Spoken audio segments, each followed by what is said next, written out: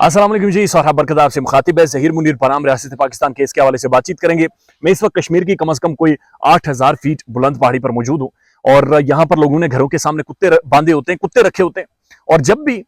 मैं कहीं किसी घर के सामने से आप गुजरेंगे, कुत्ते भूखेंगे। वो जो कुत्ते भूखने वाले होते हैं उनके गले में आपको पट्टे पड़े हुए भी नजर आते हैं। यानी कोई ना कोई होता है उन कुत्तों के पीछे जो उन्हें शेरी दे रहा होता है, जो उन्हें पट्टे डालकर एहसास दिला रहा होता है कि हम आपके पीछे हैं, लिहाजा आपने भूखना है, अगला आपको कुछ नहीं कहेगा। कुत्तों की इस भौंकने की वजह से मुझे जो चीज याद आई है ज़हीर मुनीर के केस में, हालिया मेहदी अली काज़मी साहब ने अपने व्हाट्सएप के ऊपर तकरीबन 4 से 5 स्टेटसेस लगाए और सारे स्टेटसेस में बड़ा कैटेगोरिकली उन्होंने कुत्तों के बारे में लिखा था। उन्होंने क्लियर लिखा कि कारवां चलते रहते हैं और कुत्ते भूखते रहते हैं, कुत्ते भूखते रहते हैं और कारवां चलते रहते हैं। फिर उन्होंने ये भी लिखा कि कुछ कुत्तों को अपनी सजाएं बहुत करीब नजर आ रही हैं और उन सजाओं से बचने के लिए कुत्ते और ज्यादा भूख रहे और कुत्ते लगातार भूख रहे। तो ये किन कुत्तों के हवाले से मेहदी अली काज़मी साहब बातचीत कर रहे थे और ये कौन से कुत्ते हैं और कौन सा पटा है, किसके हाथ में वो पटा है, कौन खींच रहा है और कौन उन कुत्तों को शेरी दिया जा रहा है कि तुम लोग लगातार भूखते जाओ, जो भी होगा, जो भी आगे से कोई करेगा हम होने नहीं देंगे। तो मेहदी अली काज़मी साहब के इन स्टेटसेस की जो भी स्टेटस उन्होंने व्हाट्सएप के ऊपर लगाए हैं उनकी नजर में इस केस के हवाले से बातचीत करेंगे।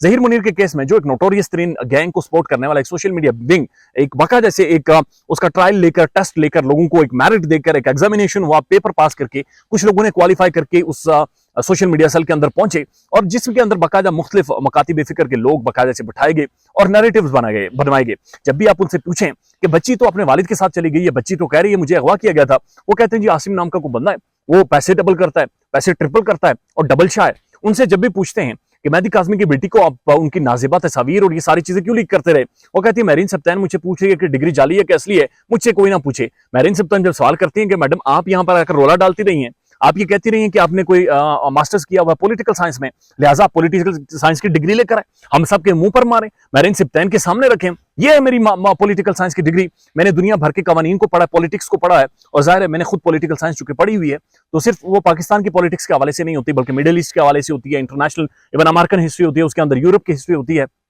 उसके अंदर चाइना की हिस्ट्री होती है। तो ये तमाम तर जाहिर है दुनिया के उलूम है, लिटरेचर है, एक नॉलेज है, इंफॉर्मेशन है, लिहाजा वो आप सारी चीजें सामने लाकर रखें कि ये मेरी डिग्री है, ये मैंने पढ़ा हुआ है, ये मेरी काबिलियत है और दैट्स व्हाई मैं जर्नलिज्म कर रही हूँ। और बहरहाल जब भी उनसे महरीन सब्तैन डिग्री के हवाले से सवाल पूछती हैं तो वो हंकी पंकी करना शुरू कर देती हैं और वो आगे से जवाब देती हैं कि महरीन सब्तैन पहले कोई अपने माजी के किए गए गुनाहों की माफी मांगे, जो उन्होंने पिछले जन्म में कोई गुनाह किए थे उनकी इस जन्म में आकर माफी मांगे और जब वो इन सारे गुनाहों की माफी मांग लेगी तो उसके बाद मैं डिग्री दिखा दूंगी। आप यकीन कीजिए मैं जब बचपन में हमारे स्कूल में कुछ लुगर्स होते थे, वो पढ़ते लिखते कोई नहीं थे, स्कूल में जाते थे, डंडिया शंडिया मारकर आ जाते थे और जब भी उनसे रिजल्ट मांगा जाता था तो वो हैंकी पंकी करते थे। यानी घर जब आते थे रिजल्ट उनके बैग के अंदर पड़ा होता था, लेकिन जब भी उनसे रिजल्ट मांगा जाता था तो घर वालों को पहले रोटी खा लेंगे, फिर शूज उतार लेंगे, फिर कपड़े उतार लेंगे, फिर उसके बाद जाकर रिजल्ट दिखाएंगे और उसके बाद वो इधर उधर के बहाने करते रहते हैं लेकिन वो रिजल्ट नहीं दिखाते। और यही काम जुनैरा हम कर रही हैं। जब इनसे डिग्री के बारे में पूछा जा रहा है, चूंकि ये वही डिग्री है जिसको वो हमेशा she dangled in front of her face, अपने मुंह के सामने लटका कर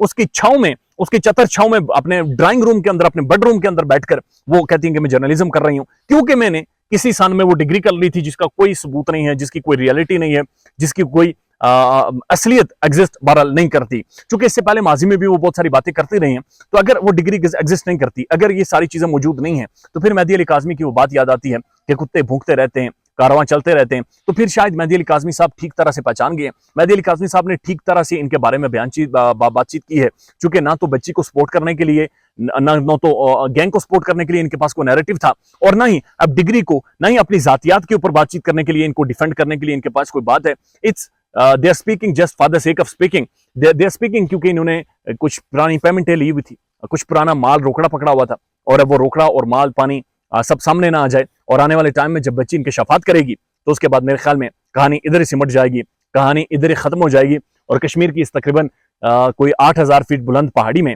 इधर ही इस कहानी को दफन करेंगे। ख्याल रखिएगा अपना। अल्लाह हाफिज।